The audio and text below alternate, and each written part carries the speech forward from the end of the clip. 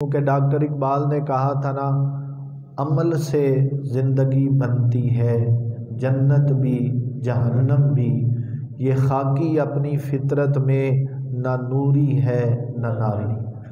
اللہ تعالیٰ عمل کی توفیق عطا فرمائے۔ برادران اسلام، آج قرآن مجید فرقان حمید پارہ نمبر 28 کی بڑی مشہور سورہ مبارکہ سورۃ الصف، پہلی 2-3 آیات بینات آپ احباب کے سامنے تلاوت کی ہیں۔ آج انہی آیات بینات کی روشنی میں بڑا ہی اہم مضمون موضوع آپ احباب کی سماعتوں کی نظر ہے۔ اللہ تعالیٰ عمل کی توفیق عطا فرمائے۔ سورہ صف کی یہ جو 2 آیات پڑھی، پہلے ان کا ترجمہ سماعت فرما لیں، پھر مضمون آپ احباب کی سماعتوں کی نظر ہے۔ آغاز ہے سبحہ سے۔ سبحہ تسبیح اسی سے نکلا ہے کہ پاک ہے، سبحہ پاک ہے۔ بولنا پسند کریں گے؟ سبحہ کا معنی کیا ہے؟ پاک ہے۔ کون پاک ہے؟ کس کی پاکیزگی کو بیان کیا گیا ہے؟ تو اللہ تعالیٰ نے ساتھ ہی اپنا ذاتی نام بیان کیا، فرمایا سبح للہ، تمام پاکیزگیاں اللہ کے لیے ہیں۔ کس کے لیے ہیں؟ اللہ۔ ساری پاکیزگیاں، ساری پاکیاں، ساری تسبیحات کس کے لیے ہیں؟ اللہ کے لیے ہیں۔ ما فی السماوات و ما فی الارض، جو کچھ آسمانوں میں ہے اور جو کچھ زمینوں، یعنی آسمان اور زمین کے درمیان جو کچھ ہے وہ اللہ کی پاکی کو بیان کر رہا۔ اللہ کیا ہے؟ پاک۔ اب اللہ کس شان کا پاک ہے؟ وہ شان ہماری سمجھ میں تو آ ہی نہیں سکتی، کیونکہ ہم نے تو لفظ پاک کو اپنے معنی میں لیں گے کہ پاک گندگی دور ہو جائے، غلاظت دور ہو جائے، ناپاکی دور ہو جائے تو پھر پاکی کا ٹیگ لگے گا۔ پھر کہا جاتا ہے کہ یہ اب پاک کپڑا ناپاک ہے، کپڑے کو دھو لیا جائے شرعی طریقے سے تو کپڑا کیا ہو جاتا ہے؟ بدن ناپاک ہے، اور اس بدن کو شرعی طریقے سے غسل کر کے وضو کر کے دھو لیا جائے تو وہ کیا ہو جاتا ہے؟ ماشاءاللہ۔ جگہ ناپاک ہو گئی ہے، اب اس جگہ کو شرعی طریقے سے صاف کر دیا جائے، دھو لیا جائے تو وہ کیا ہو جاتا ہے؟ پاک۔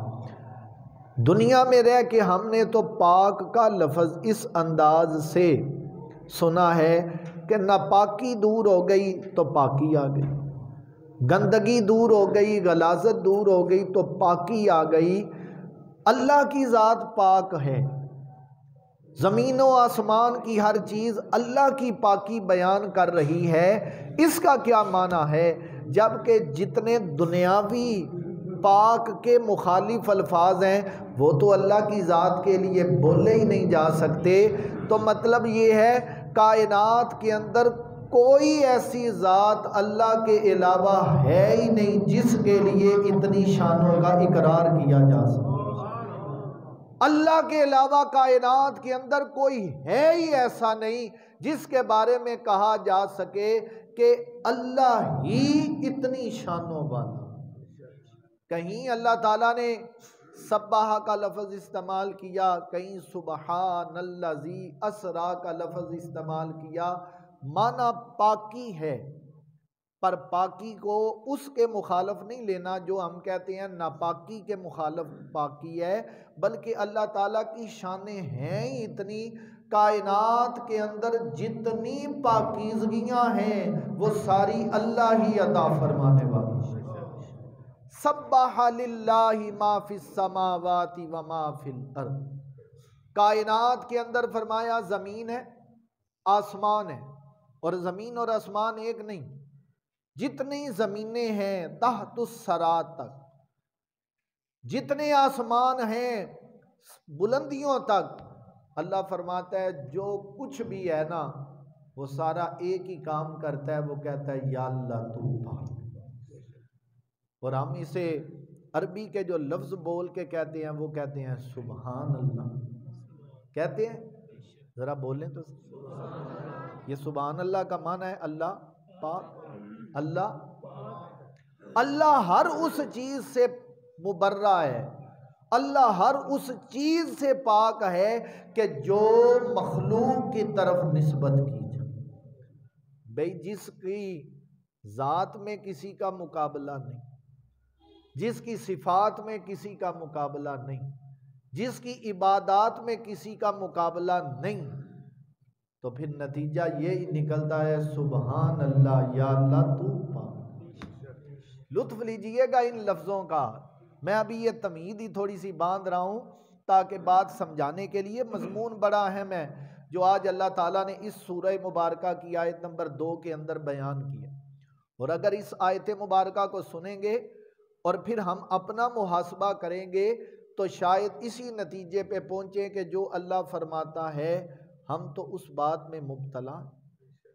پہلے اللہ نے فرما دیا سبح للہ، زمین و آسمان کے اندر جو کچھ ہے وہ اللہ کی پاکی کا اعلان کر رہا۔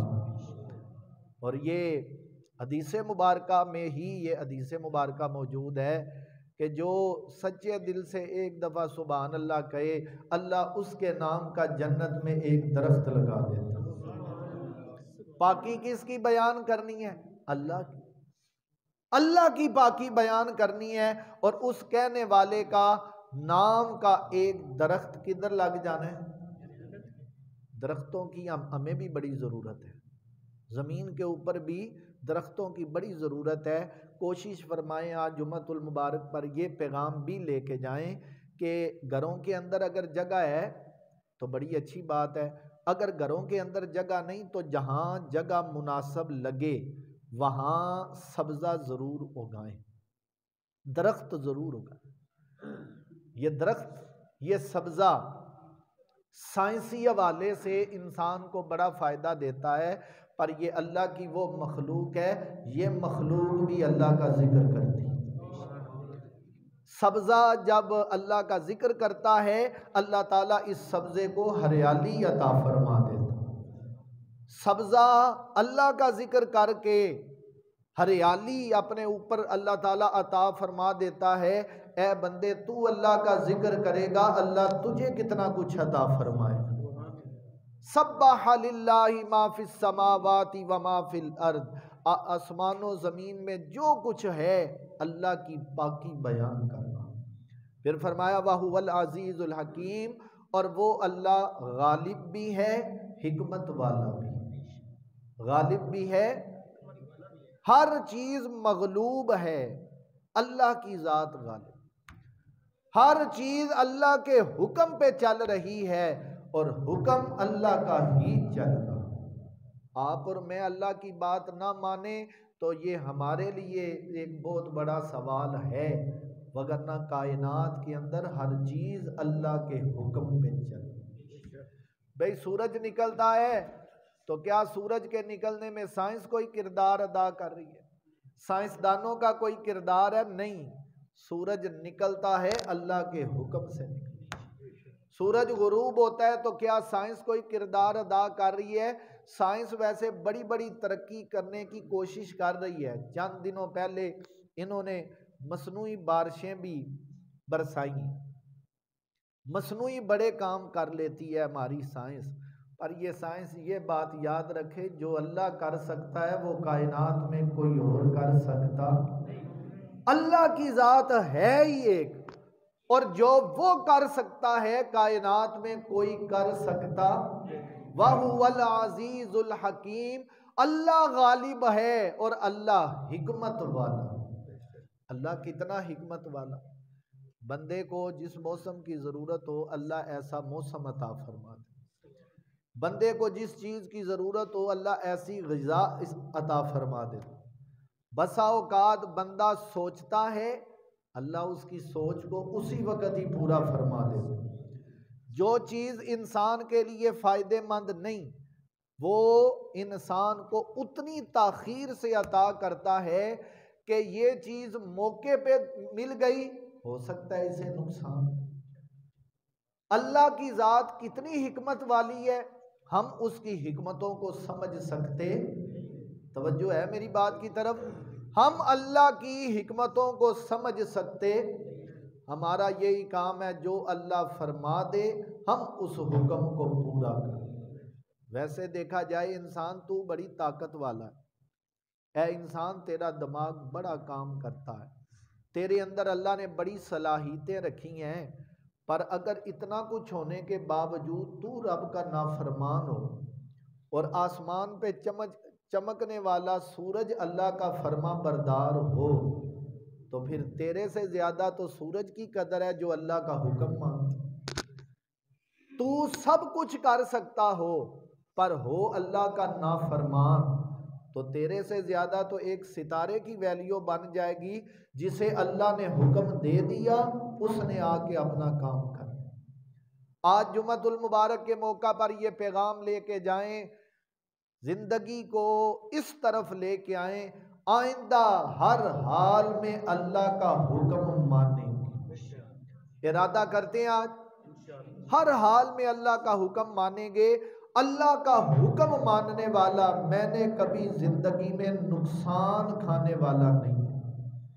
وقتی طور پہ ہماری خواہشات ایسی ہوتی ہیں، ہماری طلب ایسی ہوتی ہے کہ جو ہمیں یوں کرواتی ہے محسوس کہ نقصان ہو رہا ہے، پر اللہ کی ذات کسی بندے کا نقصان ہونے دیتی بھئی، وہ تو ڈوبنے والوں کو بھی بچا لیتا، وہ تو مرنے والوں کو بھی صحت و تندرستی عطا فرما دیتا۔ بسا اوقات بندے کو یوں لگتا ہے میرا بہت بڑا نقصان ہونے والا ہے، پر جس کا یقین اللہ پہ ہوتا ہے اللہ اسے نقصان سے بچا لیتا۔ کیوں؟ اللہ پاک